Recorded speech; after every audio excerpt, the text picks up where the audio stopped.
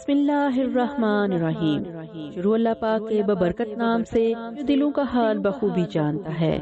السلام علیکم لسنرز، سب کیسے ہیں؟ جو دوست اس چینل پر نئے آئے ہیں وہ برائے مہربانی چینل سبسکرائب کر کے بیل نوٹیفیکیشن آن کر دیں کہ نئی آنے والی ویڈیوز آپ کو سب سے پہلے مل جائے۔ پیارے لسنرز، آج میں آپ کے لیے لائی ہوں امبر ناگ ماریا سیریز کی قسط نمبر 31 سانپ اور دیوتا کا آخری حصہ پیش خدمت کرنے جا رہی ہوں۔ لسنرز، چلتے ہیں کہانی کی طرف۔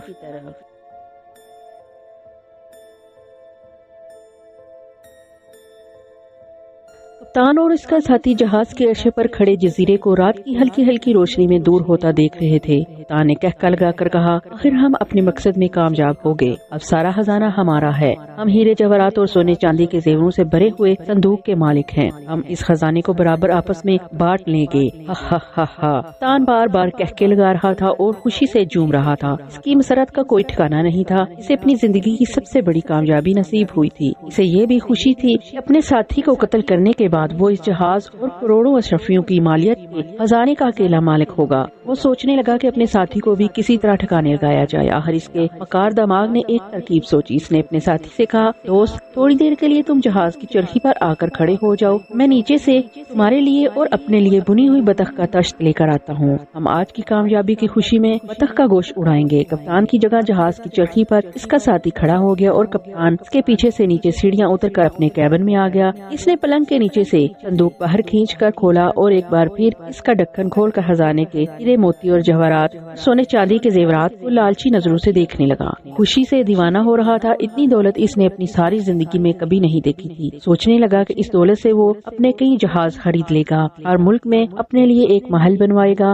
ہزاروں غلام اور کنیزیں اپنی خدمت کے لیے ملازم رکھے گا۔ اسے اپنے ساتھی کا خیال آیا، اسے اسی وقت ٹھکانے لگا دینا چاہیے۔ کپتان کی آنکھوں میں شیطانی چمک پیدا ہوئی۔ اس نے تیز دار خنجر اپنے چمڑے کی مٹی سے نکالا اور کیبن سے نکل کر دبے پاؤں چلتا ہوا سیڑھیوں کے پاس آ گیا جو اوپر عرصے پر چرخی کے پاس جا نکلتی تھی۔ وہ پھونک پھونک کر قدم رکھتا دبے پاؤں سیڑھیاں چڑھنے لگا۔ اس کے قدموں کی آہٹ تک نہیں ہو رہی تھی۔ دروازے میں آ کر اس نے دیکھا کہ اس کا ساتھی بڑے مزے سے جہاز کی چرخی گھما رہا ہے۔ کپتان کا ساتھی چرخی گھماتے ہوئے سوچ رہا تھا کہ اسے کپتان کا جلدی سے جلدی کام تمام کر دینا چاہیے۔ بہتر ہے کہ وہ چرخی چھوڑ کر رسی کے ساتھ باندھے اور نیچے جا کر کپتان کو اس کے کیبن کے اندر ہی تلوار کے ایک وار سے ہی ہلاک کر دے۔ اگر دیر ہو گئی تو اور زیادہ مشکلات پیدا ہو جائیں گی۔ وہ دن کی روشنی ہونے سے پہلے پہلے کپتان کو ہلاک کر دینا چاہتا تھا۔ اس خیال کے ساتھ ہی اس نے چرخی کی رسی کو باندھنا شروع کر دیا۔ رسی کو باندھ کر اس نے اپنا ایک ہاتھ خنجر کی طرف بڑھایا ہی تھا کہ پیچھے سے ایک تیز دار والا خنجر پورے کا پورا اس کی پشت میں کھپ گیا۔ اس کا جسم لرز کر جھٹکے کھانے لگا۔ اس کا نچلا دڑ یکدم سن ہونے لگا اور وہ پتھر کی طرح لڑکھڑا کر جہاز کے فرش پر گر پڑا۔ اس نے اپنے اوپر کھڑے کپتان کو مکارانہ ہنستے ہوئے دیکھا، مگر وہ بے بس ہو چکا تھا۔ اس کا آدھا دڑ مردہ ہو چکا تھا۔ کپتان نے بازو لہرا کر خنجر کا ایک اور وار اپنے ساتھی کے دل پر کیا۔ یہ وار کاری لگا۔ خنجر کے تیز پھل نے دل کے دو ٹکڑے کر دیے۔ کپتان کا ساتھی ذرا سا تڑپا اور ہمیشہ ہمیشہ کے لیے ٹھنڈا ہو گیا۔ وہ مر چکا تھا اور کپتان کہکے لگا رہا تھا۔ وہ اب اتنے بڑے جہاز اور اتنی زیادہ دولت کا اکیلا مالک تھا۔ وہ پاگلوں کی طرح خوشی سے رقص کرنے لگا۔ کہکوں کی آواز سننے والا کوئی نہیں تھا۔ منہ سے بھرا ہوا خنجر صاف کرتے ہوئے کپتان اتر کر اپنے کیبن میں آ گیا۔ جہاز ایک ہموار رفتار کے ساتھ سمندر میں چلا جا رہا تھا۔ کیبن میں آ کر اس نے دروازہ بند کر دیا۔ خزانے کا صندوق سامنے کھول کر بیٹھ گیا۔ وہ ایک ایک ہیرے موتی اور ایک ایک سونے کے زیور کو اٹھا کر دیکھتا، اسے اپنے آنکھوں سے لگاتا، اسے چومتا، اسے اپنے سر پر رکھتا اور پھر مسرت سے سر ہلانے لگتا۔ یوں لگتا تھا جیسے اسے زندگی میں کبھی ایسی خوشی نہیں ملی تھی۔ کاش اس مکار قاتل کپتان کو معلوم ہوتا کہ اس کی یہ اتنی بڑی خوشی کوئی دم کی مہمان ہے، بلکہ وہ خود بھی اس دنیا میں کوئی دم کا مہمان ہے، اس لیے کہ وہ جزیرے کے دو جنگلی جو سمندر میں اترے تھے اس وقت کیبن کی طرف دبے پاؤں بڑھ رہے تھے۔ وہ نیزے ہاتھوں میں لیے کپتان کے کیبن کے باہر آ کر رک گئے۔ انہیں اندر سے کپتان کے کہکوں کی آوازیں آ رہی تھی۔ انہوں نے ایک دوسرے کی جانب تعجب سے دیکھا اور پھر دروازے کے سوراخ سے اندر جھانکا۔ کپتان خزانے کا صندوق کھولے دیوانوں کی طرح ہیرے جواہرات سے کھیل رہا تھا۔ جنگلیوں نے چپکے سے دروازہ کھولا۔ کیبن کے اندر آتے ہی ایک وحشی چیخ مار کر دونوں کے دونوں نیزے کپتان کی پشت میں پوست کر دیے۔ کپتان جھوم جھوم کر جوہرات اور سونے کے زیورات سے کھیل رہا تھا کہ پیچھے سے اچانک دو نیزے اس کی پیٹھ میں آ کر کھپ گئے۔ اس کی آنکھیں پھٹ کر باہر نکل آئیں۔ وہ آگے کو دیکھتے کا دیکھتا رہ گیا۔ نیزے کپتان کے جسم کے اندر گڑ گئے تھے اور خون کے فوارے چھوٹ پڑے تھے۔ ایک جنگلی نے آگے بڑھ کر کپتان کی پیٹھ میں سے کھینچ کر نیزہ باہر نکالا اور کپتان کے سامنے آ کر کھڑا ہو گیا۔ ڈاکو ہو، قاتل ہو، ہمارا یہی انجام ہونا چاہیے تھا۔ ہمارے ساتھی ہمارے جزیرے پر ہے، ہم ان کے ساتھ یہی سلوک کریں گے، ہم ان سب کو بھون کر زندہ کھا جائیں گے۔ تان جنگلی ڈرونی شکل دیکھتا رہ گیا۔ جنگلی نے ہاتھ اٹھا کر نیزہ اس کے سامنے سے دل کے آر پار کر دیا۔ تان کے منہ سے آہ کی آواز نکلی اور وہ خودے منہ زمین پر گر پڑا اور گرتے ہی ٹھنڈا ہو گیا۔ دونوں جنگلی وہاں کھڑے کچھ دیر تک کپتان کی لاش کو دیکھتے رہے، پھر انہوں نے لاش کو اٹھایا اور جہاز کے عرصے پر آگے۔ جہاز سمندر کی لہروں پر بہا چلا جا رہا تھا۔ جنگلیوں نے کپتان کی لاش کو اٹھا کر سمندر میں پھینک دیا۔ انہوں نے جہاز کے بادبان ایک طرف گھما کر اس کا رخ واپس جزیرے کی طرف کر دیا۔ جہاز جزیرے کے قریب پہنچا تو جنگلیوں نے اس میں آگ لگا دی۔ جہاز کو آگ لگا کر انہوں نے سمندر میں چھلانگیں لگا دی۔ وہ تیر کر جزیرے کے ساحل پر آگے۔ ساحل پر جزیرے کے سارے جنگلی نیزے ہاتھوں میں لیے جمع تھے۔ انہوں نے جہاز میں آگ کے شعلے بلند ہوتے دیکھے تو خوشی سے رقص کرنا شروع کر دیا۔ جہاز میں ہر طرف آگ لگی ہوئی تھی۔ اس کے بعد بان جل رہے تھے، سارا جہاز جل رہا تھا۔ آسمان صبح کی ہلکی ہلکی چمک میں روشن ہو گیا تھا۔ جلتے ہوئے جہاز کے شعلوں کا عکس سمندر میں پڑ رہا تھا۔ اس جہاز میں جو کچھ تھا سب جل کر راکھ ہو رہا تھا۔ تان کی کیبن میں بحری ڈاکوں کے لوٹے ہوئے خزانے کا صندوق بھی تھا۔ دیکھتے ہی دیکھتے جہاز نے جل کر سمندر میں ڈوبنا شروع کر دیا۔ پہلے جہاز کے لکڑی کے مستول گرے، اس کے پہلو کی دیواریں شعلے بن کر سمندر کی لہروں میں گر پڑے اور پھر سارا جہاز جل کر راکھ ہو گیا۔ جزیرے میں جنگلی شور مچا رہے تھے اور جہاز کو جلتے دیکھ کر خوشی سے ناچ رہے تھے۔ انہوں نے جزیرے پر بے ہوش سارے کے سارے بحری ڈاکو کو موت کے گھاٹ اتار دیا تھا۔ جہاز کے سمندر میں ڈوبتے ہی ایک دردناک کہانی کا باب ختم ہو گیا۔ امبر بندرگاہ میں رخسانہ کے ماموں کی حویلی میں جاپان جانے والے جہاز کا انتظار کر رہا تھا۔ یہ جہاز ابھی تک بندرگاہ پر نہیں پہنچا تھا۔ امبر کو ناگ اور ماریا کی طرف سے بڑی تشویش تھی، بڑی فکر تھی۔ ناگ اور ماریا اس کے بارے میں اس قدر پریشان ہوں گے، اس کا امبر کو پورا احساس تھا۔ وہ جلد سے جلد بندرگاہ چھوڑ کر واپس جاپان جانا چاہتا تھا، لیکن مصیبت یہ تھی کہ وہ اکیلا واپس نہیں جا سکتا تھا۔ اس کے لیے ضروری تھا کہ جاپان جانے والے بحری جہاز پر سوار ہوا جائے اور وہ جہاز ابھی تک نہیں پہنچا تھا۔ رخسانہ کا ماموں جس جہاز پر آیا تھا وہ اسی بندرگاہ سے واپس شمالی افریقہ کو جا رہا تھا۔ رخسانہ کے ماموں نے امبر سے کہا کہ وہ انتظار کرنے کی بجائے بہتر ہے شمالی افریقہ کے ملک حبشہ کو جانے والے جہاز میں سوار ہو جائے، پھر حبشہ سے جاپان چلا جائے، کیونکہ حبشہ سے اسے جاپان جانے والا جہاز مل جائے گا۔ امبر نے کہا کہ آپ کو یقین ہے کہ حبشہ سے مجھے جاپان کے سمندر کی جانب جانے والا جہاز مل جائے گا؟ ماموں نے کہا ضرور مل جائے گا، میں حبشہ رہ چکا ہوں، میرے سامنے وہاں سے سنگاپور اور یوآن کی طرف جہاز جاتے رہتے ہیں۔ ایسے اگر تم ہمارے پاس رہ کر جاپان جانے والے جہاز کا انتظار کرنا چاہو تو ہمیں خوشی ہوگی، لیکن جیسا کہ تم اپنے بھائی ناگ اور بہن ماریا کے بارے میں پریشان ہو، تمہارے لیے یہی ایک راستہ باقی ہے کہ یہاں سے شمالی افریقہ چلے جاؤ اور پھر وہاں سے سمندر کا راستہ لو۔ امبر کچھ دیر سوچتا رہا، پھر بولا، میرا خیال ہے مجھے آپ کی رائے پر عمل کرنا چاہیے، اس لیے کہ میں اپنے بھائی اور بہن کے بارے میں بہت پریشان ہوں۔ مجھے آپ یہ بتائیے کہ شمالی افریقہ جانے والا جہاز یہاں سے کب روانہ ہو رہا ہے؟ امبر کے ماموں نے کہا، میں اسی جہاز پر یہاں پہنچا ہوں، وہ کل شام کو یہاں سے روانہ ہو جائے گا۔ اگر تم کل اس جہاز پر سوار ہو جاؤ تو 3 دن 3 راتیں سفر کرنے کے بعد حبشہ پہنچ جاؤ گے۔ مجھے یقین ہے کہ وہاں سے تمہیں 10-12 دن کے اندر اندر جاپان جانے والا جہاز مل جائے گا۔ امبر نے دل میں فیصلہ کرتے ہوئے کہا، بس ٹھیک ہے، میں کل شام ہی یہاں سے روانہ ہو جاؤں گا۔ رخسانہ نے کہا، بھائی امبر، آپ کے جانے سے میں بہت اداس ہو جاؤں گی، آپ نے میری اس مشکل وقت میں مدد کی تھی، جبکہ زمین پر رہنے والا ایک ایک پرندہ میرا دشمن بن گیا تھا، میں آپ کا جتنا بھی شکر ادا کروں کم ہے۔ امبر نے کہا، ایسی بات نہ کرو رخسانہ بہن،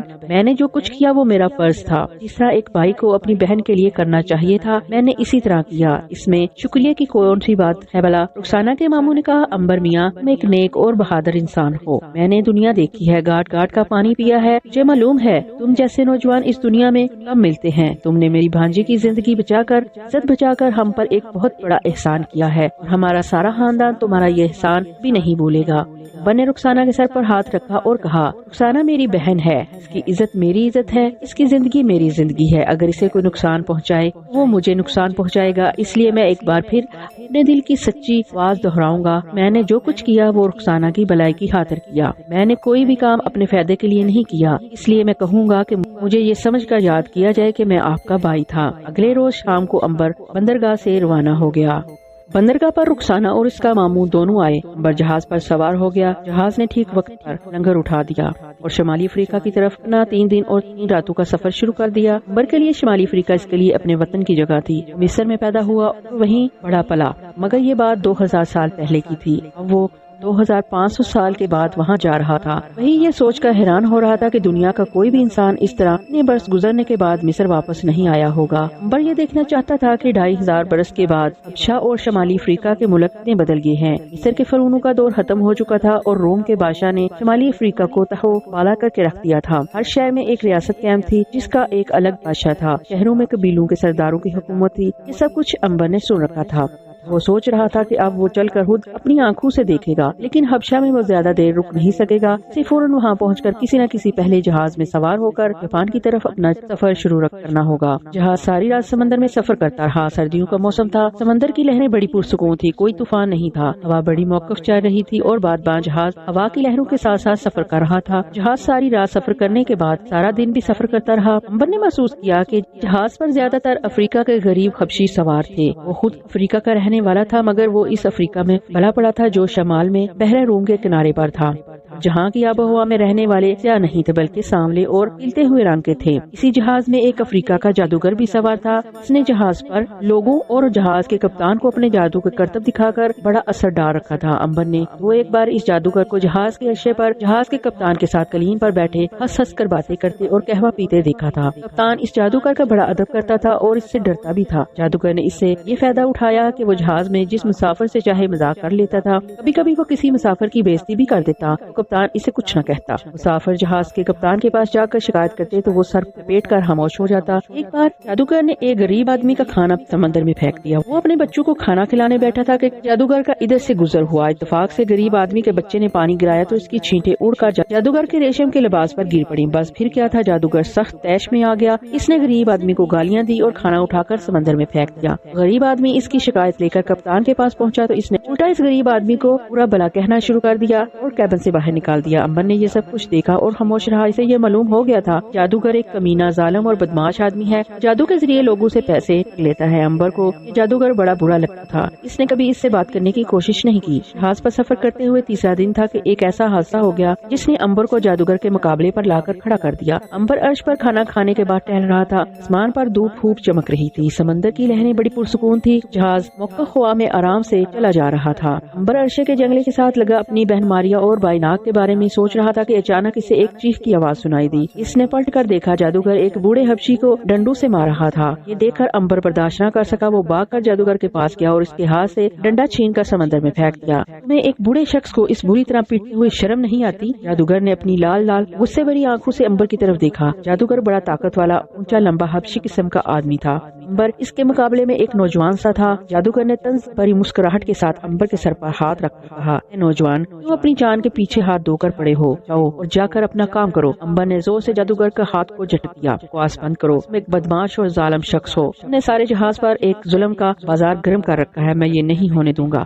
جادوگر کہتا لگا کر ہنس پڑا، یہاں نوجوان جاؤ اپنی خیر مناؤ اور میرے مقابلے پر نہ آؤ، اگر مجھے غصہ آ گیا تو میں تمہاری کھوپڑی اڑا کر بھی دو ٹکڑے کر دوں گا۔ امبر نے کہا، ہمارے جیسے جادوگر میں نے بہت دیکھے ہیں، اگر اپنی حریت چاہتے ہو تو چپکے سے اس غریب بوڑھے کے آگے ہاتھ جوڑ کر سے اپنی زیادتی کی معافی مانگو، نہیں تو تمہارا انجام بہت برا ہوگا۔ تو جادوگر سے برداشت نہ ہو سکا، اس نے فرش پر پڑا ہوا لکڑی کا ایک اور ڈنڈا اٹھا لیا اور امبر پر حملہ کر دیا۔ امبر پرے ہٹنے کی بجائے اسی جگہ کھڑا رہا، ڈنڈا امبر کے سر پر لگا۔ جادوگر کا خیال تھا کہ وہ گر پڑے گا، لیکن وہ بالکل نہ گرا۔ جادوگر بڑا حیران ہوا، اس نے سوچا شاید اس نوجوان کا سر مضبوط ہے۔ امبر نے بھی فرش پر سے ڈنڈا اٹھا لیا۔ جادوگر نے دوسری بار پوری طاقت سے امبر کے سر پر ڈنڈا مارا۔ اس کی جگہ اگر کوئی اور ہوتا تو اس کا بیجا پاش پاش ہو گیا ہوتا، اگر امبر اتنی شدید چوٹ کھانے کے بعد بھی اپنی جگہ پر کھڑا رہا۔ جادوگر کے تو ہاتھوں کے طوطے اڑ گئے، اس نے اپنی زندگی میں اس قسم کا نوجوان نہیں دیکھا تھا۔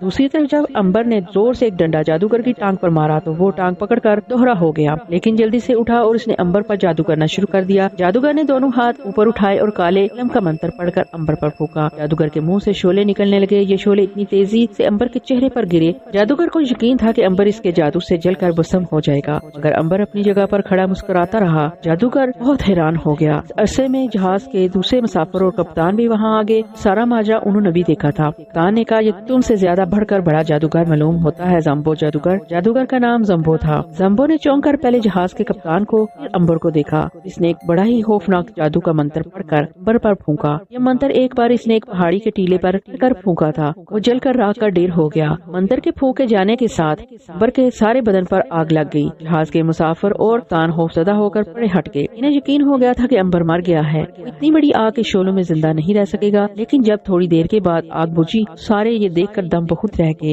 امبر اسی طرح اپنے سارے ریشمی کپڑوں کے سمیت بڑا مسکرا رہا تھا۔ آگ نے اس کے سر کے ایک بال تک کو اور ریشمی لباس کے ایک دھاگے تک کو نہیں جلایا تھا۔ جادوگر زمبو سمجھ گیا کہ یہ نوجوان کوئی بہت بڑا جادوگر ہے، جس کی وجہ سے اس پر کسی قسم کے جادو کا اثر نہیں ہو رہا۔ اس نے امبر کو دونوں ہاتھوں سے اٹھا کر پوری طاقت سے فرش پر پھینک دیا۔ امبر کی جگہ اگر وہ پتھر کی بہت بڑی سل کو اٹھا کر اس فرش پر مارتا اس کے کئی ٹکڑے ہو جاتے، مگر امبر کا کچھ بھی نہیں بگڑا تھا۔ وہ کپڑے جاڑ کر بڑے سکون کے ساتھ اٹھ کر کھڑا ہو گیا۔ کپتان نے آگے بڑھ کر امبر کے سر پر اپنا ہاتھ رکھ دیا اور کہا، جیت گئے زمبو، ہار گئے۔ جادوگر زمبو بڑا مکار شخص تھا۔ اس نے امبر کے آگے اپنی ہار مان لی اور اس کے ساتھ ہاتھ ملا کر بولا، میاں امبر، تم سچ مچ جیت گئے اور میں ہار گیا۔ آج سے میرے استاد ہو اور میں تمہارا شاگرد ہوں۔ یہ بتاؤ کہ تم کہاں جا رہے ہو؟ جب امبر نے اسے بتایا کہ وہ حبشہ کے شہر جا رہا ہے تو جادوگر بڑا خوش ہوا۔ بھائی واہ، میں بھی حبشہ ہی جا رہا ہوں۔ وہ بہت خوب، مجھے بڑی خوشی ہوگی اگر تم حبشہ میں میرے گھر مہمان بن کر رہو اور مجھے اپنی خدمت کرنے کا موقع دو۔ امبر نے کہا، آپ کی نوازش ہے، ویسے میں سرائے میں ہی ٹھہروں گا۔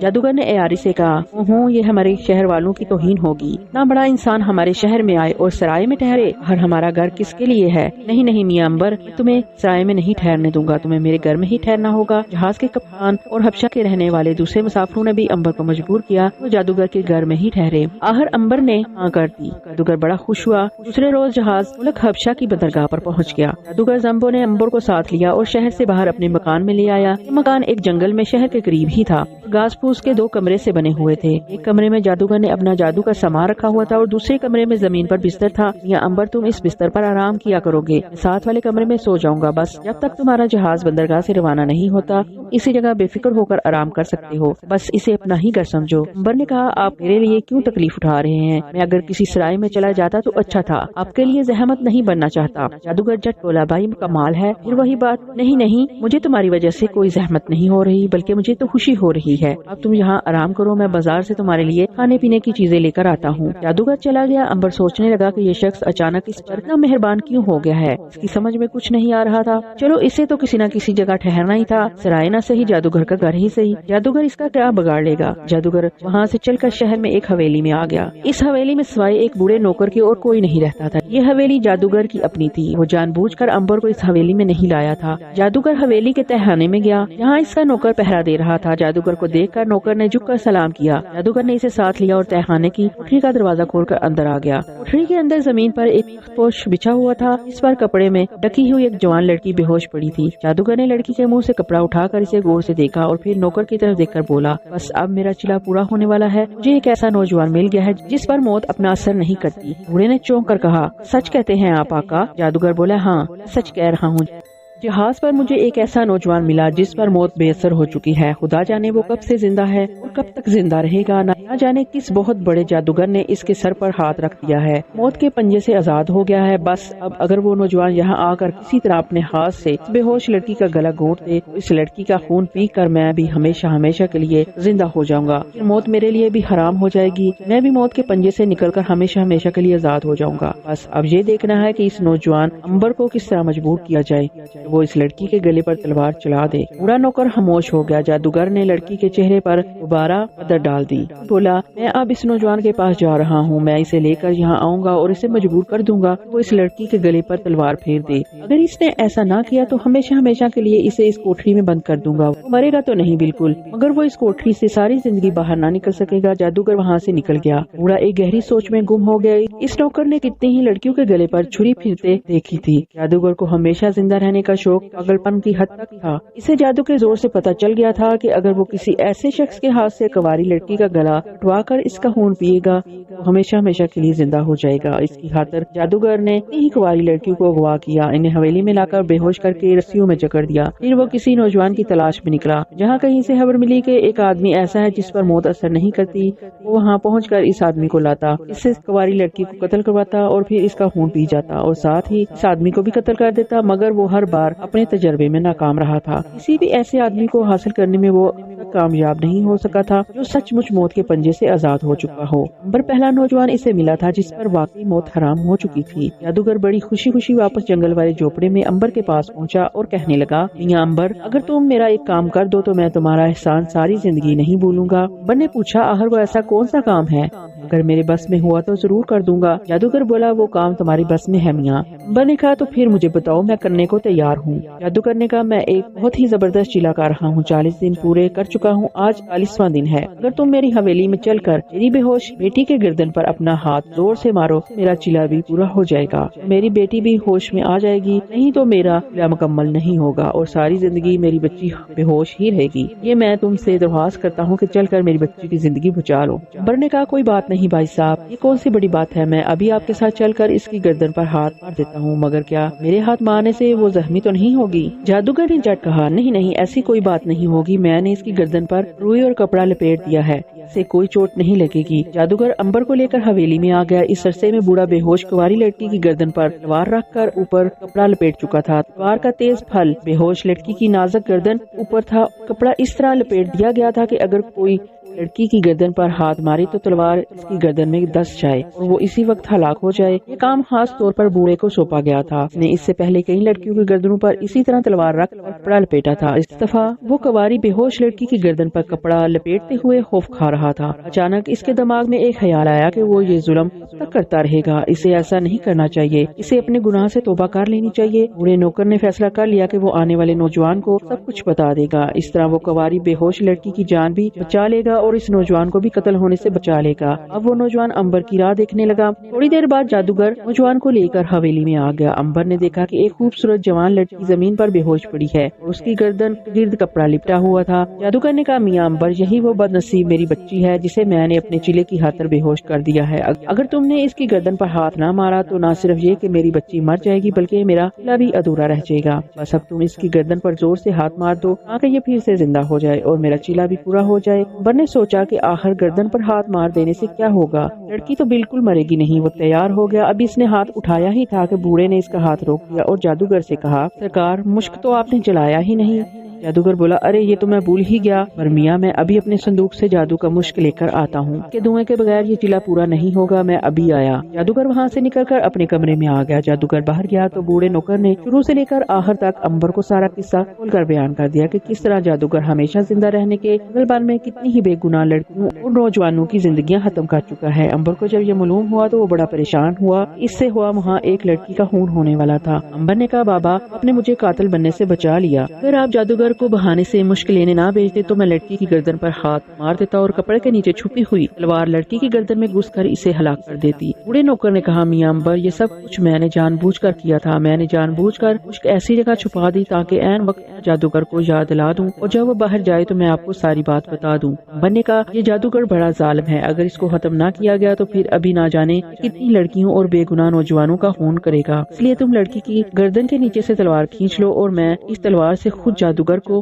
ہلاک کر دوں گا۔ بوڑھے نوکر نے کہا یہ ٹھیک ہے، مگر اے نوجوان جادوگر بڑا مکار ہے، اس کے جادو میں بڑا اثر ہے، اس کے پاس کالا جادو ہے، اپنے جادو سے تجھے آگ میں بھسم کر دے گا۔ امبر مسکرایا بابا تم اپنی آنکھوں کے سامنے دیکھ لو گے کہ جادوگر کا جادو مجھ پر نہیں چلے گا اور وہ میرے ہاتھوں قتل ہو جائے گا۔ بوڑھا نوکر بولا خدا تمہاری حفاظت کرے بیٹا، اس ظالم شخص کو کوئی بھی شخص آج تک ہلاک نہیں کر سکا۔ میں مشک لے کر جادوگر کوٹھی میں آ گیا۔ لو میاں امبر شک میں لے آیا، اب اسے جلاتا ہوں اور تم اپنا کام کرو۔ بنے گرج کر کہا بس اب آگے کچھ نہ کرنا، آج سے تمہارا یہ ظلم کا کھیل بند ہوتا ہے، اب تم کسی کو بھی قتل نہیں کر سکو گے۔ یہ سب کچھ معلوم ہو گیا ہے، میں تم سے ان تمام معصوم لڑکیوں اور بے گناہ آدمیوں کا خون کا بدلہ لوں گا جن کو تم نے باری باری مار ڈالا اور ان کا خون پی گئے۔ جادوگر کی تو آنکھیں پھٹی کی پھٹی رہ گئی، اسے خواب میں بھی یقین نہیں آ سکتا تھا کہ یہ نوجوان اس کے راز کو پا لے گا اور اس کے خلاف ہو کر اس کی جان کا دشمن بن جائے گا، مگر اب وقت سوچنے کا نہیں تھا، اپنی سر سے گزر چکا تھا۔ جادوگر سمجھ گیا کہ بوڑھے نوکر نے غداری کی ہے اور امبر کو سب کچھ بتا دیا ہے۔ جادوگر نے اپنی کمر سے تلوار کھینچ کر نکالی اور امبر کے سامنے آ گیا۔ امبر نے بھی تلوار سونت لی، دونوں میں مقابلہ شروع ہو گیا۔ جادوگر کو اپنا انجام صاف نظر آ رہا تھا، اس نے بڑی چلاکی سے امبر کی گردن پر تلوار کے 2-4 ہاتھ مارے۔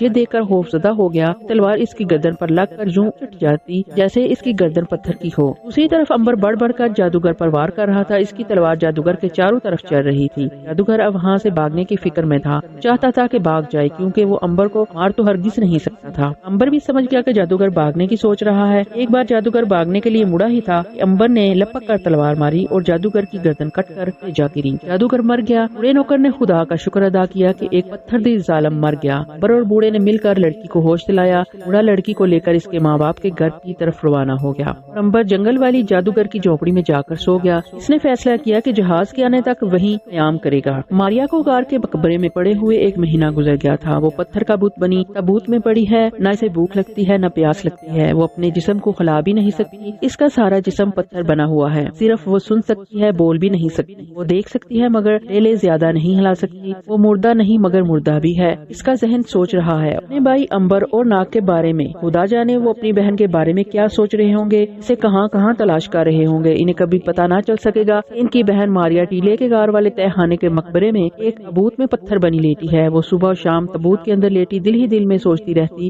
کبھی نہ کبھی تو شاید اس کی قسمت کے دن پھر جائیں، شاید کبھی اسے تلاش کرتے کرتے اس کا کوئی بھائی وہاں پہنچ جائے۔ وہ مقبرے کے تابوت میں زندہ دفن تھی۔ شاہی محل میں وزیر اور سپہ سالار نے بغاوت کے کام کو تیز کر دیا تھا۔ ایک پل ضائع کیے بغیر جلدی سے جلدی ناگ کو قتل کر کے بادشاہ اور شہزادے کی رکاوٹ کو راستے سے دور کرنا چاہتے تھے۔ جیسا کہ ہم پہلے آپ کو بتا چکے ہیں، 3 بار ناکام ہونے کے بعد سپہ سالار نے فیصلہ کیا تھا کہ وہ خود اس دفعہ ناگ کا کام تمام کر دے گا۔ اس مقصد کے لیے اس نے سوچ رکھا تھا کہ وہ رات کو سوتے میں ناگ کے کمرے میں جا کر اسے قتل نہیں کرے گا، بلکہ اسے کسی بہانے شہر سے باہر شاہی قبرستان میں لے جائے گا، وہاں موقع پا کر اسے ختم کر دے گا۔ یہ کام اس کے لیے مشکل نہیں تھا۔ سپہ سالار نے ایک روز ناگ سے ملاقات کی اور اسے کہا کہ وہ شاہی قبرستان میں اپنے باپ کی قبر پر پھول چڑھانے جا رہا ہے۔ اگر تم بھی میرے ساتھ چلو تو اس میں میرے باپ کی روح کو ثواب ملے گا، کیونکہ ہمارے خاندان میں رواج ہے کہ باپ کی قبر پر کبھی بھی اکیلے نہیں جاتے، بلکہ اپنے کسی خاص پیارے دوست کو ساتھ لے کر جاتے ہیں۔ تم بھی مجھے بہت پیارے ہو، کیا تم میرے ساتھ چلو گے؟ کی قبر پر پھول چڑھا۔ ناگ بولا بالا نوجوان تھا، زیادہ مکر و فریب نہیں جانتا تھا۔ اس نے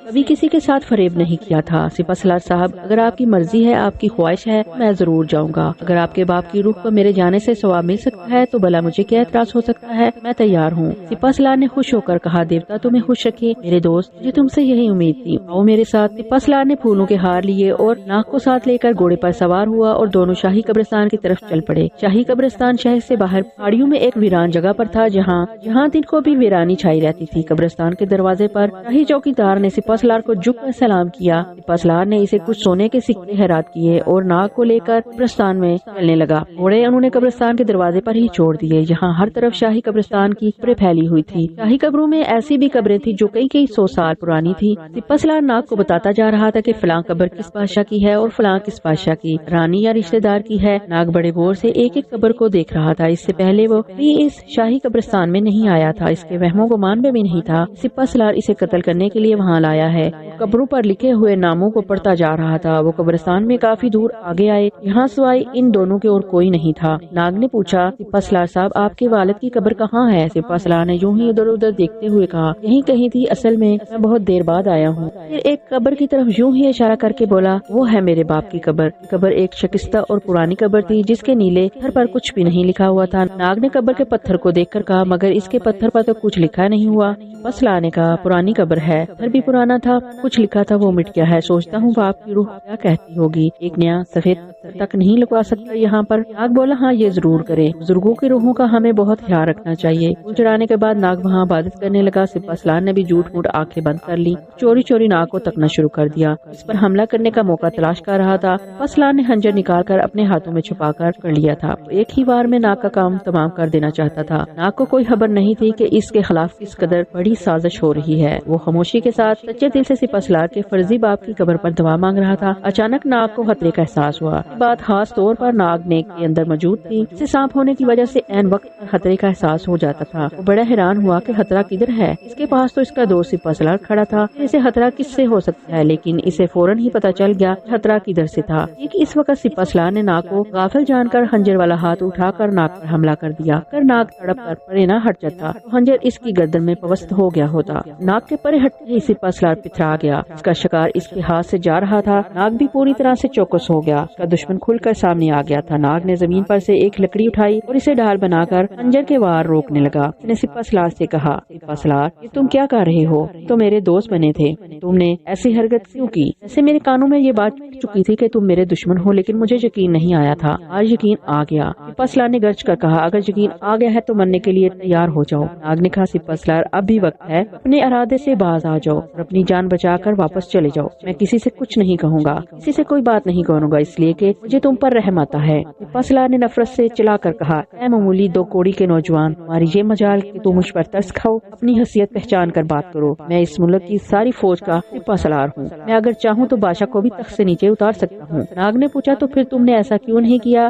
किसका इंतजार कर रहे थे? सिपहसालार बोला, इसकी वजह भी नहीं थे। अब मैं तुम्हारी जिंदगी का चिराग इसीलिए गुल कर रहा हूँ कि अपनी हुकूमत का चिराग रोशन कर सकूँ। तो अब मरने के लिए तैयार हो जाओ। नाग ने कहा, ऐ सिपहसालार, मैं आखिरी बार तुम्हें हदायत करता हूँ कि अपने इरादे से बाज आ जाओ। हथियार फेंक कर घोड़े पर सवार होकर चले जाओ। मैं तुम्हें कुछ नहीं कहूँगा। अगर तुम अब भी अपनी जिद पर अड़े रहे फिर तुम्हारी मौत मेरे हाथों होगी और तुम्हारी मौत पर मैं अपने हाथों से मोहर लगाऊंगा। मुझे ऐसा करने से कोई नहीं रोक सकेगा। बकवास बंद करो ऐ मामूली घटिया आदमी। अब तुमने एक लफ्ज भी जुबान से निकाला तो मैं तुम्हारी जुबान काट के रखूंगा। मरने के लिए तैयार हो जाओ। नाग के लिए अब यही एक रास्ता रह गया था, वो अपनी जान की हिफाजत करते हुए सिपहसालार को मार डाले। सिपहसालार ने नाग पर हमला किया। नाग दौड़कर बड़े से गोल पत्थर के पीछे गिर पड़ा। फर्श पर गिरते ही नाग ने जोर से फुनकार मारी और पलक झपकते ही एक खून हुआ शेर बनकर सिपहसालार के सामने आ गया। इसकी दाढ़ से सारी वादी और शाही कब्रिस्तान गूंज उठा। सिपहसालार की तो सिटी गुम हो गई। इसकी समझ में नहीं आ रहा था कि नाग कहाँ चला गया और ये शेर कहाँ से आ गया, क्योंकि इस जगह कभी किसी ने कोई शेर नहीं देखा था। शाही कब्रिस्तान में वैसे भी शेर का कोई काम नहीं था और फिर इस इलाके में शेर कहीं भी नहीं था, क्योंकि इधर जंगलात कम थे। नाग शेर के रूप में एक बार फिर जोर से गरजा। इसकी दाढ़ से सिपहसालार का दिल कांप उठा। ये दाढ़ आम शेरों की दाढ़ से बहुत मुख्तलिफ थी। शेर एक जगह खड़ा सिपहसालार की आंखों में आंखें डालकर देख रहा था। एक बहुत बड़ा शेर था जिसकी आंखों से आग के शरारे निकल रहे थे। सिपहसालार इस ख्याल से बड़ा खौफजदा हुआ कि नाग कहाँ गुम हो गया, कहीं ये शेर नाग तो नहीं। मगर एक जीता जागता इंसान कैसे शेर बन सकता है? सिपहसालार के दिमाग में ये बात नहीं आ रही थी। वो डर भी रहा था, हैरान भी था और खंजर से शेर का मुकाबला भी करना चाहता था और शेर की आंखों में आंखें डालकर देख भी रहा था। शेर इसे मौका दे रहा था कि वो इस दुनिया की हवा में जिंदगी के कुछ और सांस ले ले। इसकी शेर के हाथों मौत यकीनी थी, वो भाग नहीं सकता था। नाग ने सोचा कि सिपहसालार से कुछ बातें करनी चाहिए। इसने कहा, सिपहसालार, मुझे पहचानते हो? सिपहसालार की टांगे नाग की आवाज सुनकर कांपने लगी। वो इतना ही कह सका, नाग, ये तुम हो? हाँ, मुझसे बचकर नहीं जा सकोगे। मैं तुमसे इन तमाम लोगों का बदला लूंगा जिनको तुमने कत्ल करवा दिया या कत्ल कर दिया। सिपहसालार कुछ कहने ही वाला था कि शेर ने इस पर हमला कर दिया। सिपहसालार ने खंजर शेर की गर्दन पर मारना चाहा, मगर इससे पहले शेर ने एक जबरदस्त थप्पड़ सिपहसालार के मुंह पर मार दिया। शेर के पंजे में इस कदर ताकत थी कि सिपहसालार के चेहरे का एक हिस्सा उड़ गया और वो चकरा कर जमीन पर गिर पड़ा। शेर ने करीब जाकर एक और थप्पड़ इसकी खोपड़ी पर दे मारा, जो 2 टुकड़े हो गई। सिपहसालार की आंखों में जिंदगी की आखिरी शमा बुझने लगी। नाग ने फुनकार मारकर जून फिर से बदली, फिर से इंसान बन गया। सिपहसालार ने आखिरी बार नाग को शेर से इंसान बनते देखा और एक जुडरी सी लेकर हमेशा के लिए सो गया। सिपहसालार मर गया था। नाग ने इसके जिस्म पर करीब से झाड़ियां और सूखे पत्ते उठाकर डाले और वापस अपने शाही महल की तरफ रवाना हो गया। शाही महल में आकर वो सीधा अपने कमरे में आ गया और एक जगह बैठकर अंबर और मालिया को याद करने लगा। शाम होगी। नाग कमरे से बाहर निकला और बादशाह के कमरे की जानिब इसे दवाई खिलाने चल दिया। रात गुजर गई, दिन चढ़ा। सिपहसालार के गुम हो जाने की खबर सारे महल में फैल गई। फौज ने सिपहसालार की तलाश शुरू कर दी। इसकी गुमशुदगी से वजीर सबसे ज्यादा परेशान था। कुछ सिपाहियों का दस्ता लेकर सिपहसालार की तलाश में निकल खड़ा हुआ। तलाश करते करते किसी ने आकर बताया कि सिपहसालार की लाश शाही कब्रिस्तान में पड़ी है। बादशाह और वजीर वहां पहुंच गए।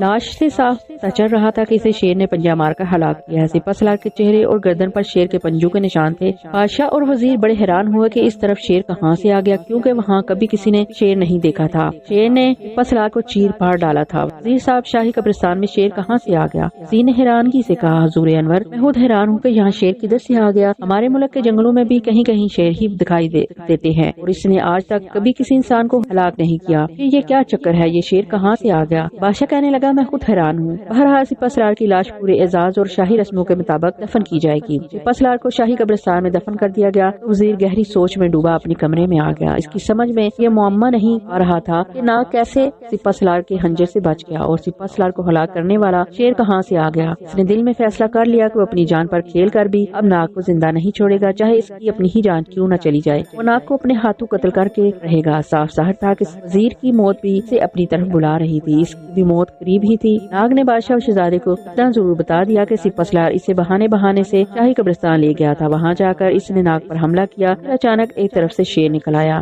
جس نے سپہ سالار پر حملہ کر کے اسے تیر پھاڑ ڈالا۔ اگر شیر وہاں نہ آ جاتا تو ناگ کی زندگی کا چراغ گل ہو گیا ہوتا۔ اس نے بادشاہ اور شہزادے کو یہ ہرگز نہیں بتایا کہ یہ اس کی اپنی کارستانی ہے۔ اس نے خود شیر بن کر سپہ سالار کو موت کے گھاٹ اتار دیا تھا، اس کی ضرورت بھی نہیں تھی۔ ادھر وزیر ناگ کو ختم کرنے کی سازش تیار کر رہا تھا اور ادھر ناگ نے ماریا کو تلاش کرنے کی مہم تیز کر دی۔ سارا دن شہر کے باہر والے ویرانوں اور قبرستان میں ماریا کو تلاش کرتا پھرتا، اسے جگہ جگہ آوازیں دیتا، اس کا نام لے کر اسے آہستہ آہستہ پکارتا، مگر ماریا کی آواز کسی طرف سے بھی سنائی نہ دیتی۔ ایک روز وہ ماریا کی تلاش سے تھک ہار کر واپس شاہی محل کی طرف آ رہا تھا۔ وہ تالاب والی پہاڑی کے قریب سے گزرا تو اچانک اس کی نگاہ پہاڑ کی ڈھلان پر ایک جگہ پڑی جہاں سے کچھ پتھر نیچے گرے ہوئے تھے۔ ناگ کے قدم رک گئے، اس نے آگے بڑھ کر ہاتھ سے پتھر کو گرانا شروع کر دیا۔ تھوڑی دیر کے بعد وہاں ایک غار سا نمودار ہو گیا، 2-4 اور پتھر نیچے گر پڑے۔ ناگ کو اچانک خیال آیا کہ یہ تو وہی مقبرے والا غار ہے جہاں ملکہ کی روح چاندنی راتوں میں آ کر بیان کیا کرتی ہے۔ ماریا اس مقبرے میں تو نہیں آ گئی؟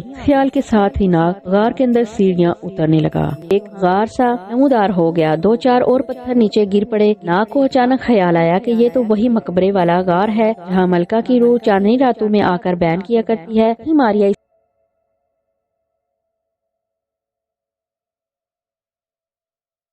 تو پیارے لسنرز، سانپ اور دیوتا کہانی آپ کو کیسی لگی؟ اپنی رائے کا اظہار کمنٹ باکس میں ضرور کریے گا کہ آپ کی رائے میرے لیے بہت قیمتی ہے۔ پلیز مجھے سپورٹ کریے گا۔ نیکسٹ ایپیسوڈ تک کے لیے دعاؤں میں یاد رکھیے گا۔ ملیں گے انشاءاللہ۔ اللہ حافظ۔